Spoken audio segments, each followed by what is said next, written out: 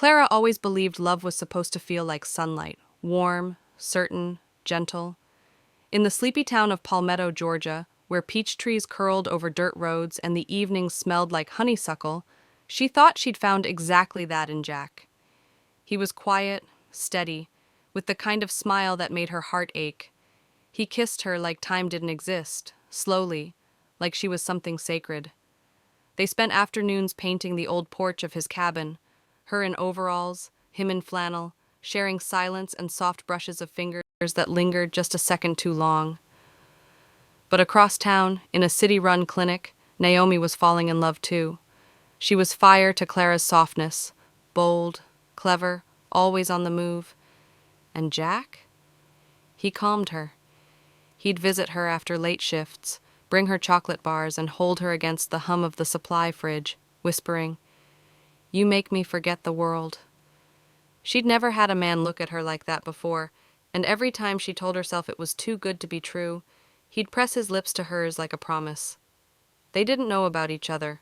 Clara and Naomi, not yet. Their first meeting was at the summer fair. Clara was selling handmade cards. Naomi came by for peach lemonade. When their eyes met, there was a strange, immediate warmth, like old souls crossing in a forgotten dream. Naomi pointed to a sketch of a man in the card rack and said playfully, "Yours?" Clara blushed, nodded. "Yeah, his name's Jack." Naomi blinked, smiled too quickly. "Lucky you." They shared a laugh, then lemonade, and a thread began to spin between them, delicate, invisible. Days passed, nights deepened. Jack moved between them like a ghost with a heartbeat, one night beneath Clara's porch light, tracing her collarbone with paint-stained fingers. The next, in Naomi's parked Jeep under the stars, brushing his lips across her neck and telling her she made him believe in fate. He told Clara she was his muse. He told Naomi she was his miracle. And each woman, wrapped in the same lie, gave him her truth. Then came the moment. Naomi, walking through a local bookstore, spotted a sketch displayed by the window. The curve of the jaw, the eyes. She knew that face. It was Jack's. Beneath it, the artist's signature. Clara. Her breath caught. The world shifted. That evening, Naomi called Jack. No answer. At the same time, Jack was with Clara in the orchard barn, kissing her beneath the soft rustle of leaves. His phone buzzed in the hay behind them. He didn't reach for it. A week later, fate moved its pieces. Naomi and Clara ran into each other again outside the bakery. There was something sharper now, heavier. Naomi studied her. "You ever feel like someone's lying to you, but you're too deep in to walk away?" Clara hesitated. "Sometimes I think I just wanted to believe him so badly I didn't care what was real." That night, Naomi drove to Jack's cabin.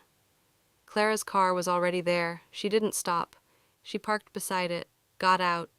Clara stood on the porch, arms crossed, a storm in her chest. No anger between them, just truth, rising like smoke. They knocked together. Jack opened the door, and everything inside him collapsed. Clara spoke first.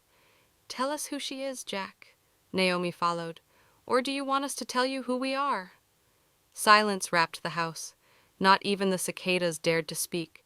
He didn't answer. He didn't need to. The silence was the confession. Later that night, Clara and Naomi sat on the tailgate of Naomi's truck, watching the moon climb over the trees. No more lies. No more Jack. Just two women, broken in the same place, stitched together by the same wound. Naomi looked over. "He kissed me like I was everything."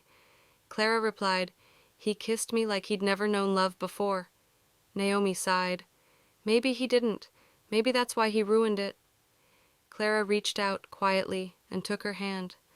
Not out of romance, not yet, but something gentler, something that could become something more. A beginning hidden inside an ending.